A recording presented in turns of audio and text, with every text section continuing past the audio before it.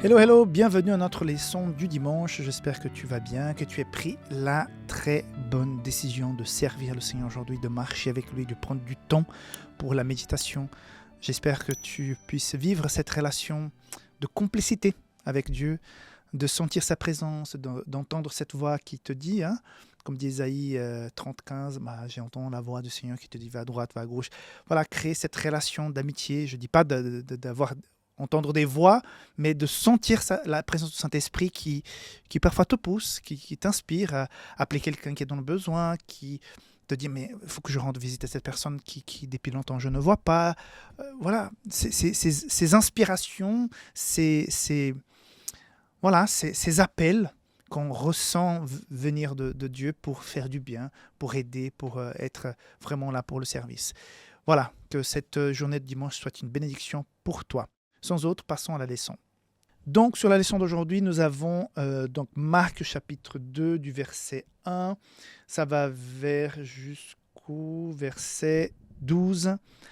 Cette histoire que certainement, tu as déjà entendue dans des centaines de prédications si tu es là depuis longtemps dans l'église.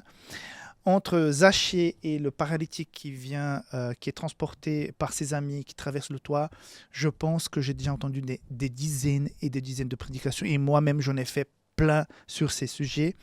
Mais voilà, donc allons à l'essentiel. Je pense que je présente cette leçon à un groupe très avisé qui connaît bien la parole de Dieu.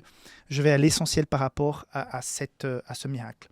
La première chose qu'on constate ici, c'est que Jésus est en train de vivre ce moment, de rencontrer ces gens pour sauver tout le monde, pour sauver le paralytique, pour sauver ses disciples, pour sauver ceux qui ne l'aimaient pas, pour sauver les curieux, pour sauver ceux qui étaient là contre lui, pour sauver tout le monde, pour prêcher l'évangile dans l'essence. Nous avons donc un homme qui est malade. Mais le problème de cet homme n'est pas sa maladie. Cet homme a entendu parler de Jésus, peut-être l'avait-il entendu en train de prêcher même. Et finalement, cet homme a envie de se donner totalement parce qu'il se sent coupable. Quelle est la cause? J'ai déjà lu les commentaires du livre Jésus-Christ. Quelle était la cause de cette paralysie? À quelque part, est-ce que là, son problème n'était pas sa paralysie, mais c'est qu'il a besoin d'une nouvelle vie. Il a besoin de marcher à nouveau dans les voies du Seigneur. Pas forcément marcher pour aller de sa maison jusqu'au marché. Il a besoin de remarcher droit dans les sentiers étroits vers le Seigneur, vers le salut. C'est ça son désir. Et je pense que quand il parle à ses amis, c'est ça qui va les motiver. Il a besoin de se sentir pardonné. Il a besoin de parler avec le Messie. Il croit que Jésus est le Messie, donc il va vers le Messie. Et donc ses amis vont ouvrir le toit, ils vont le faire descendre. Et verset 5, Jésus, voyant leur foi, encore une fois, Jésus voudrait aussi sauver ses amis qui le transportent, qui ouvrent le toit, qui vont casser la maison des autres, non? Toutes ces personnes qui sont là. Et Jésus, voyant leur foi, pas seulement la foi du paralytique, mais la foi de tous ceux qui le portent, de ceux qui regardent, ceux qui sont curieux, ceux qui sont là pour l'attaquer. Il va dire donc, mon enfant, tes péchés sont pardonnés.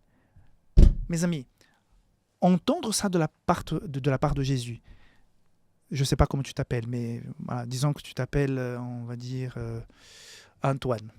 Antoine, tes péchés sont pardonnés. Marie, tes péchés sont pardonnés. De la bouche de Jésus. Ça, il n'y a pas de prix. Et ce paralytique, je pense que son cœur transborde de joie. Il est rempli de joie. Jésus m'a pardonné. Sauf que le pardon, la transformation, le Saint-Esprit qui travaille, qui change les cœurs, parfois on ne le voit pas. La personne est en train de vivre cette expérience et nous sommes juste à côté, on n'a rien vu, on n'a rien senti. Parce que c'est quelque chose de personnel, c'est une démarche sincère qui vient du cœur de la personne. Et là, comme des abrutis, ceux qui sont là pour attaquer, ceux qui sont là pour condamner, ils ne ressentent pas, ils passent à côté. Voilà une leçon importante. Quelqu'un à côté de nous peut être en train de vivre une expérience de réveil, de transformation, mais c'est son expérience. Il ne pourra pas me la prêter ou transférer. C'est son expérience à lui. Donc, il est en train de vivre cette expérience et parfois nous, à côté, nous sommes là et on ne voit pas. Et c'est le cas. Et là, Jésus veut faire en sorte que les gens comprennent que ce qui vient de se passer est le plus grand des miracles. À quoi bon marcher, courir, si tu marches dans la mauvaise direction? Ce paralytique, il avait besoin de rencontrer le salut, la paix. Et là, justement, il la retrouve. Mais, j'ai dit bien que Jésus était là pour sauver tout le monde. Et Jésus va revenir. Jésus, ayant aussitôt connu par son esprit ceux qui pensaient au-dedans d'eux, leur dit « Pourquoi avez-vous de telles pensées dans vos cœurs?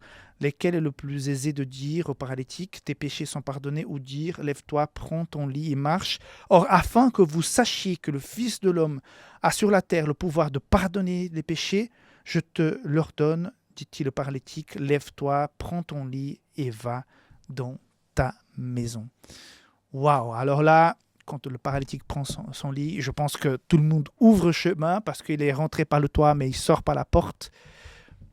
Les gens sont stupéfaits. Donc, ils comprennent non seulement que Jésus a le pouvoir de guérir, mais la plus grande leçon, c'est vraiment le pouvoir de pardonner les péchés. Et là, ces personnes qui sont là, qui ont entendu, qui ont vu, ceux qui étaient sincères ont compris le message.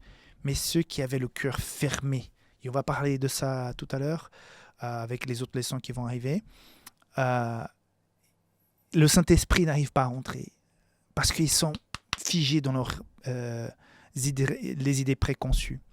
Donc, plusieurs applications. Attention avec les idées préconçues. Attention de ne pas passer à côté de l'essentiel qui est le pardon, la transformation, la présence du Saint-Esprit dans notre vie. On est en train de calculer, est-ce que ça a été bien fait? Est-ce que Jésus aurait pu faire ça? Est-ce qu'il a le droit? C'est le sabbat. Est-ce qu'on peut faire un miracle au sabbat?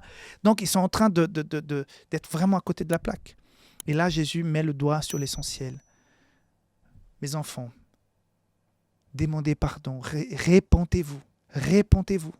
C'est l'heure de transformation. Donc, l'appel de Jésus pour toi aujourd'hui, c'est que tu puisses ne pas être à côté de l'essentiel. Être auprès de Christ et dire, Seigneur, pardonne-moi parce que je suis un pécheur, j'ai besoin de ton pardon.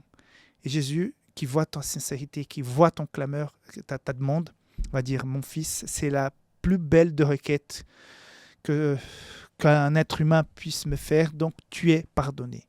Et même s'il y a des paralysies, même s'il y a des problèmes, des séquelles, même s'il y a des conséquences difficiles, une vie difficile, circonstances difficiles, le plus important, c'est que dans ton cœur, tu es sauvé. Et voilà, le reste viendra. Ok?